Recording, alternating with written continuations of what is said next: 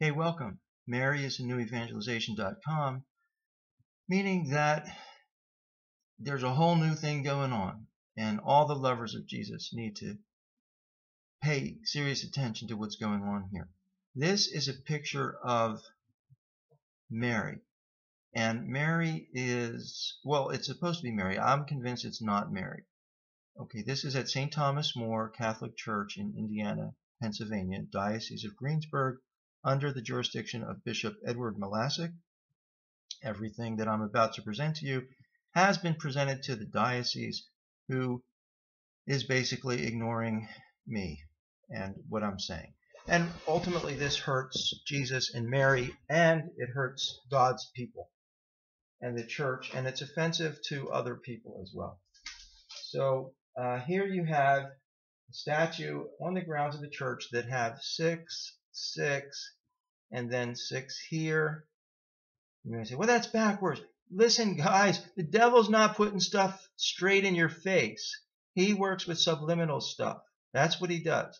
Your subconscious mind, that's what is going to get it in there. Now, so you got 666 in her hair. Second of all, Mary's hair is not visible for people to look at. She's always under the appearance with a veil. That's very, very important that you understand. Mary is always veiled to show her humility and her modesty and her purity. So here's this unveiled woman with 6s coming out of her hair. Okay, right there tells you that's not Mary.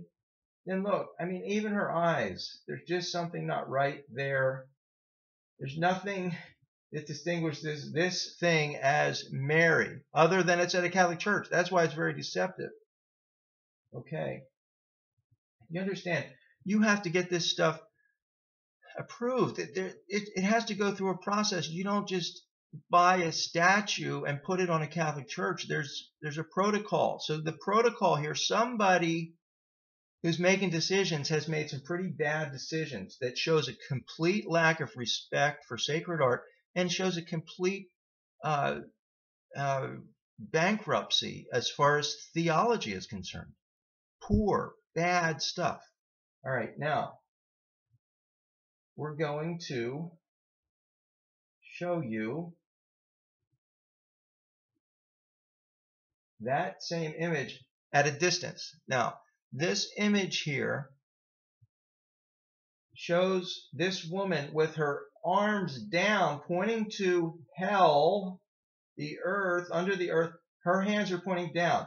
Every other image of Mary, her arms are up, okay, praising God. Right? Here they're down. Her fingers are pointing straight down, and her palms are out.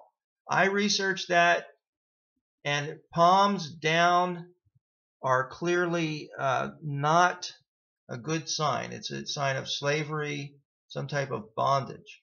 Okay, so what do we have here? So we have this thing going on. Now, also, right there at the same place, very close to the statue of Mary, is this thing. So there's all kinds of very bizarre, weird art on the property there. No clue what this is, okay? But it's there, and it's given a spot of prominence. I mean, this is ridiculous. This is ridiculous.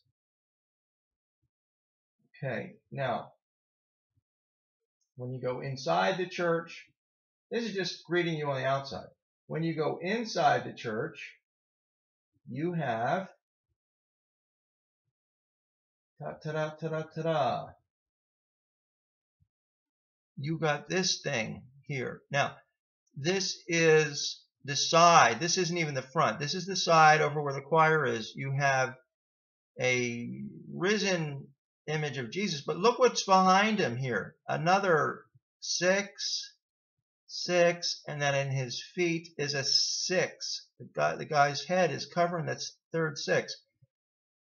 Stephen Black, he's a deacon. Here's Bishop Malesic. So they're doing all their rituals in front of this thing right here. This is unknown in any Catholic church or Christian church even. This is an unknown satanic symbol. You have next, you got three. You got, here is the tabernacle where the Holy Communion is kept, and they have the tabernacle in the face of a dragon. You got horn 1, horn 2, horn 3, horn 4, horn 5. I bet if we looked hard enough, we could find horn 6, right? 6 horns. I don't know what's going on. Here's probably 7 right there. 7-headed beast. Who knows? You got a mouth open. The mouth is literally open. Eyeball right here. And what do you have with the eye? A 6. Look at that, big guy. Now, look at here. You have a neck coming out. You got a neck. Over here, these are the wings of the dragon. 6. 6. 6. Look, and here's what the dragon's facing is this satanic face. Okay. There's the dragon in full glory. Look at that, man. Beautiful. The stained glass is not religious stained glass. Reflects the sun, shines right smack on the dragon. You know what I mean? This art was done to reflect on the dragon. There's no question about it. Otherwise, this thing would have been up. Any crucifix would have been up here. Would have been up here. A high wall. Any crucifix would have been up here. This thing, man, is just unbelievable. And the fact that it's eye level with the altar, meaning whenever there is a mass, everybody's got to look at the altar during the prayers.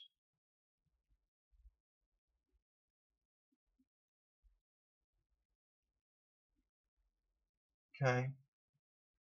Here's a close-up of the dragon. And once again, you can see the back, the neck. That's taking you in this direction. That's an intentional, it's telling you.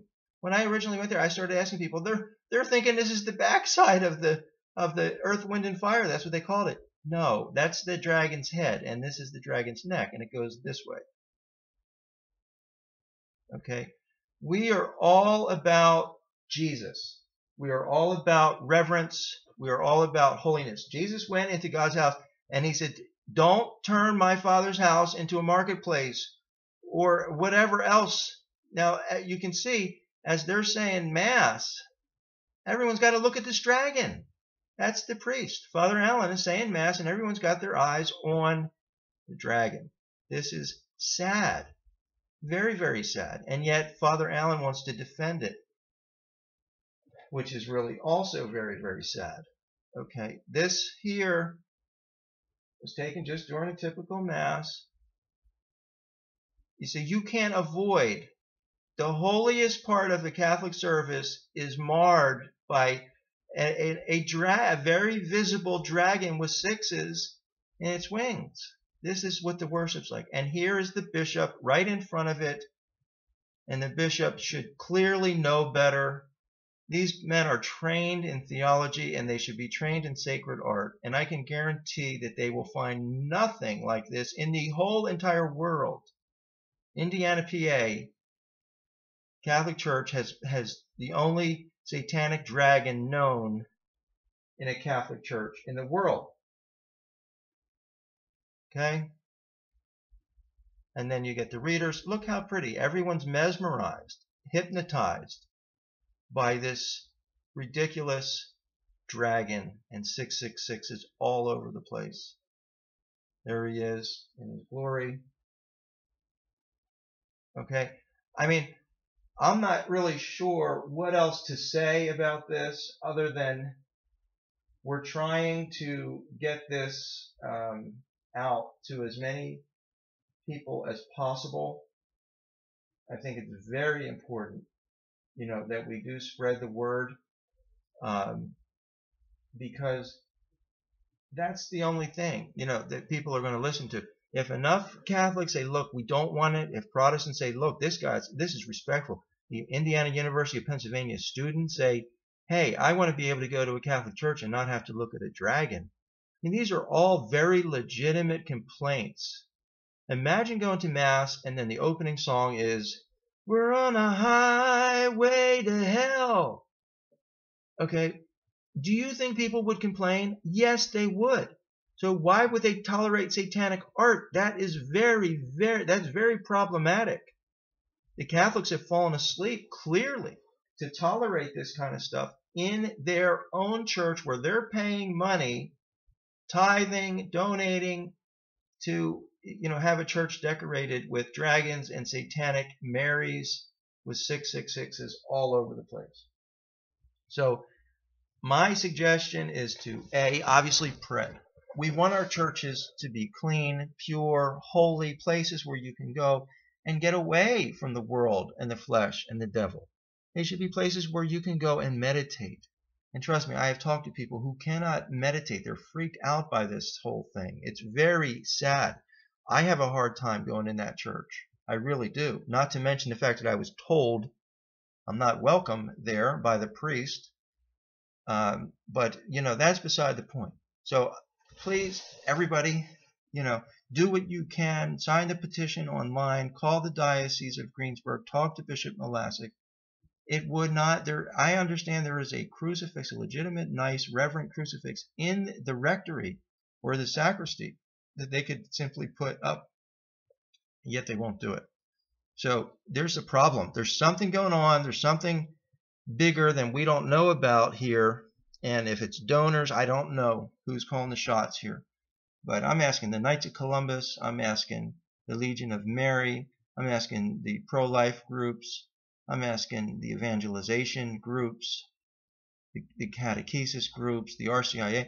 You guys need to step up here. If you're involved in that parish, you really do need to step up and demand reverence in that sacred place.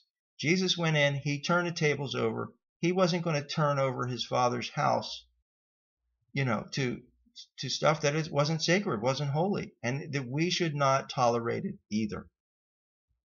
So, we're all sinners. We all fall short of the glory of God. Yes, there's no question here. Okay, but that doesn't mean you just put up stuff, especially after it's been revealed what it is. Thank you.